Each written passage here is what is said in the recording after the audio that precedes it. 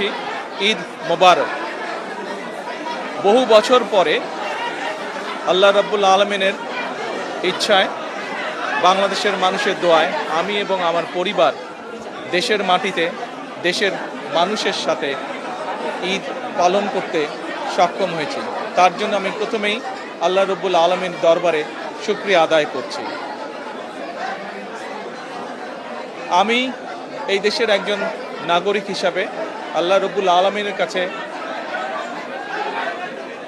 দোয়া করি যেন আল্লাহ আমাদেরকে সেই রহমত দেন, আজ এই ঈদে বাংলাদেশের মানুষ যতটা নির্বিঘ্নে বা যতটা শান্তিতে ঈদ উদযাপন করতে সক্ষম হয়েছে, ইনশাল্লাহ ভবিষ্যতের ঈদগুলোতে যেন আরও বেশি শান্তিপূর্ণভাবে আমরা ঈদ উদযাপন করতে সক্ষম হই, দেশের সকল শ্রেণী পেশার মানুষকে সাথে নিয়ে। একই সাথে আসুন এই ঈদে আল্লাহ রাব্বুল আলামিনের কাছে আমরা রহমত চাই, যেন আল্লাহ আমাদেরকে সেই রহমত দেন যাতে করে আমরা বাংলাদেশের মানুষের সেই প্রত্যাশিত সেই বাংলাদেশকে ধীরে ধীরে গড়ে তুলতে পারি।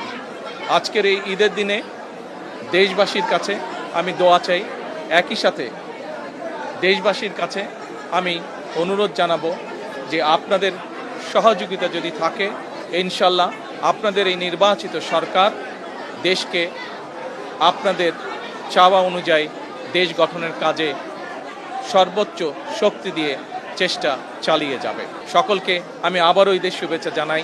দেশের সকল মানুষ দল মত নির্বিশেষে সকল মানুষ ইনশাল্লাহ ভালো থাকবেন, সুস্থ থাকবেন।